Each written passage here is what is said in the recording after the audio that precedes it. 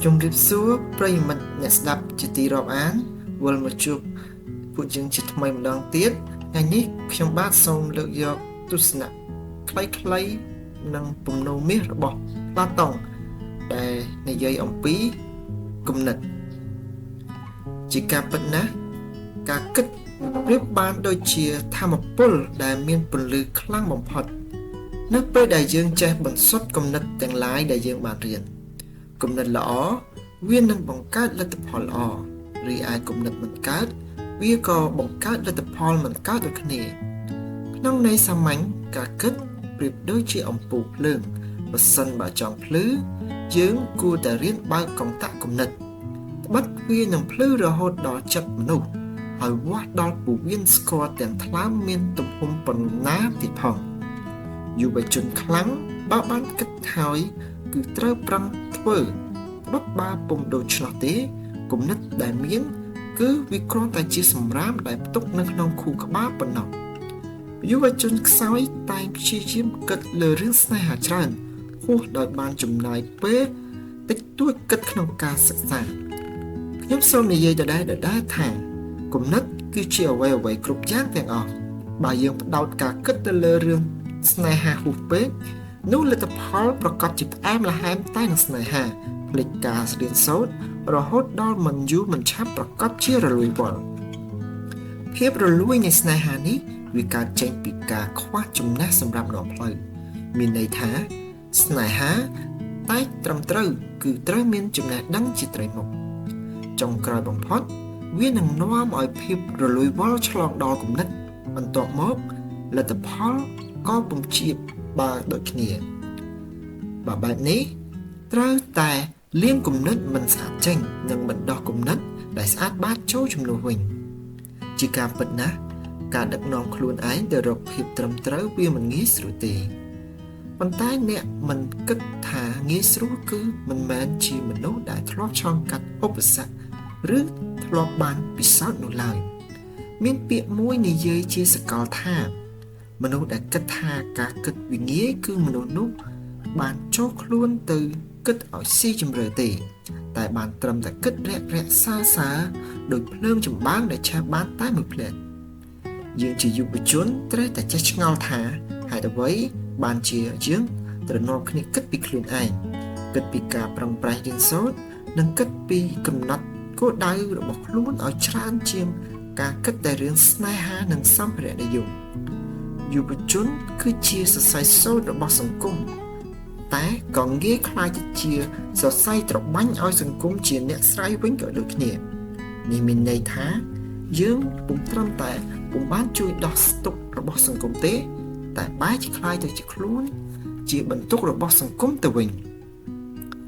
ការគិតក្នុងភាពជាអ្នកដែលមានទំនួលខុសត្រូវខ្ពស់គឺប្រៀបដូចជា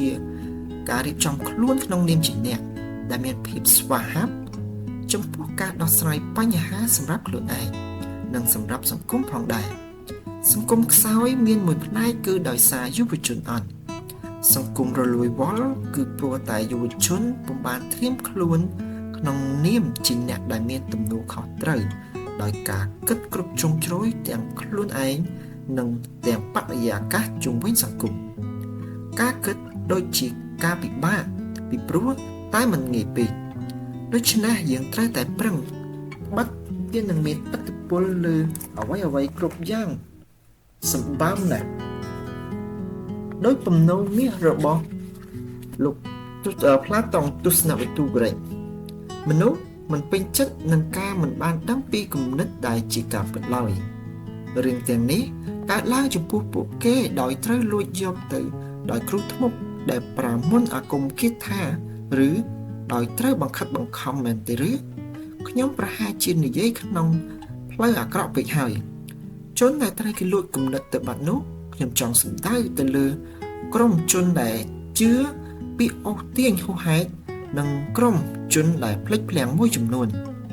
ក្រុមមួយសំអាងលើការវេលាជាហេតុចំណែកមួយក្រុមទៀតសំអាងហេតុផលដែលធ្វើឲ្យពួកគេមិនដឹងខ្លួនថាមានជំនឿអ្វីនៅក្នុងខ្លួនអ្នកដែលរងសម្ពាធឬរងការបង្ខិតបង្ខំខ្ញុំចង់សំដៅទៅលើក្រុមដែលមានការឈឺចាប់ឬភាពក្តៅក្រហាយបានបង្ខំឲ្យ គេត្រូវផ្លាស់ប្ដូរចិត្តរីឯក្រុមដែលត្រូវមុនអាគមគាថានោះសំដៅទៅលើក្រុមដែលការប្រែទស្សនៈរបស់ខ្លួនព្រោះត្រូវគ្រាថាដែលតាក់ទងនឹងរបស់ដែលគួរឲ្យខ្លួនពេញចិត្តឬព្រោះតែភ័យខ្លាចពីបណ្ដាសាគួរឲ្យខ្លាចមួយចំនួនគំនិតដែលខ្វះពុទ្ធិចំណេះដឹងជារឿងដែលគួរឲ្យស្អប់ខ្ពើមបំផុត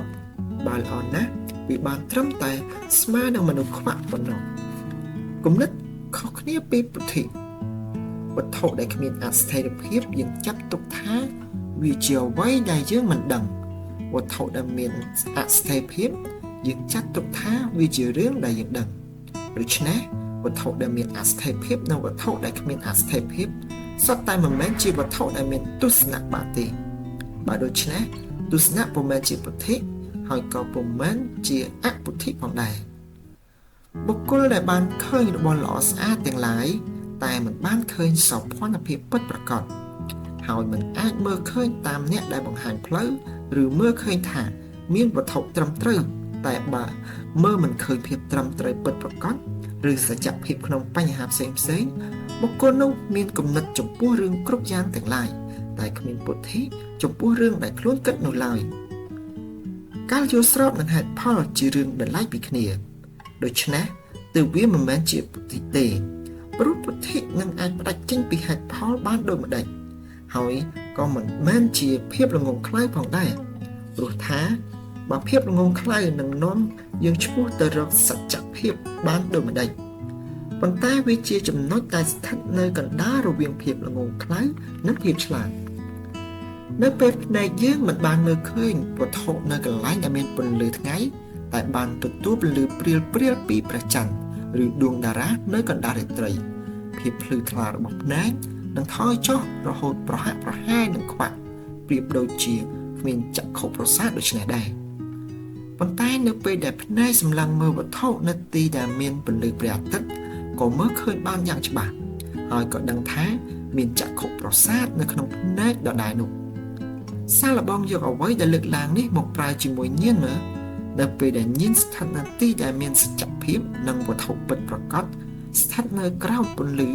នោះយើងនឹងយល់ពីសច្ចភាពនិងដឹងពីសច្ចភាពហើយមានហេតុផលប៉ុន្តែនៅពេលចូលដល់ក្នុងទីងងឹតពិភពលោកនៃការគិតនិងការបាត់បង់គឺមានតែនៅក្នុងគំនិតប៉ុណ្ណោះភាពភ្លឺថ្លាទី2ទស្សនៈតែងផ្លាស់ប្ដូរជាបន្តបន្ទាប់ម្ដងបែបនេះម្ដងបែបនោះមើលទៅហាក់ដូចគ្មានហេតុផលអរគុណប្រិយមិត្តដែលបានស្ដាប់រីករាយស្ដាប់នៅវីដេអូក្រោយសូមអរគុណសូមជម្រាបលា